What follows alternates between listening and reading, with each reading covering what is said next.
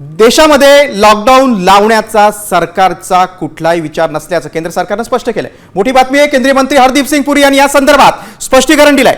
मध्य पूर्वेतील युद्धाबाबत पंतप्रधान मोदींनी संसदेत केलेल्या भाषणाचा चुकीचा अर्थ काढून सोशल मीडियावर लॉकडाऊनच्या अफवा पसरवल्या जात आहेत। केंद्र सरकारनं नागरिकांना या अफवांवर विश्वास न ठेवण्याचं आवाहन केलंय। कठीण काळात सर्वांनी शांत आणि संघटित राहावं असं देखील त्यांनी स्पष्ट केलंय। तसंच लॉकडाऊनच्या अफवा पसरवणाऱ्यांवर कारवाई करणार असल्याचा इशारा देखील मुख्यमंत्री फडणवीसांनी दिलाय।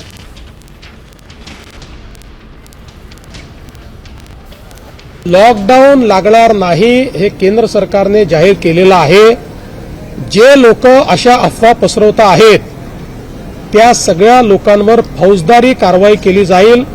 मी स्पष्टपणे सांगतो, अशा पद्धतीच्या खोटी माहिती फेसबुक किंवा एक्स किंवा कुठल्याही सोशल मीडिया प्लॅटफॉर्मवर टाकणं किंवा अशा प्रकारच्या खोट्या पोस्ट या व्हॉट्सअपच्या माध्यमातून पुढे पाठवणं, तुम्ही फॉरवर्ड तरी केली तरी तो गुन्हा ठरेल आणि अशा गुन्ह्यातल्या प्रत्येकावर फौजदारी कारवाई होऊ शकते।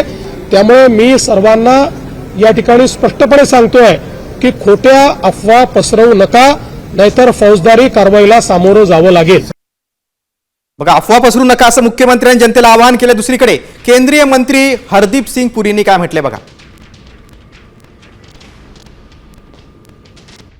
लॉकडाऊनच्या बातम्या केवळ अफवा आहेत। सरकारी स्तरावर असा कुठलाही विचार नाही।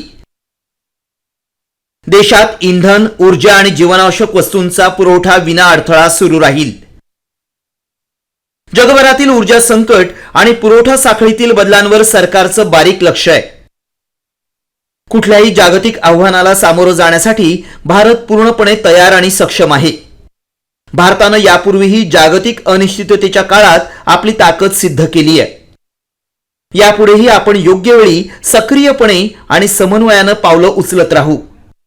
नागरिकांनी घाबरून न जाता जबाबदारीनं वागावं आणि अफवांना खतपाणी घालू नये।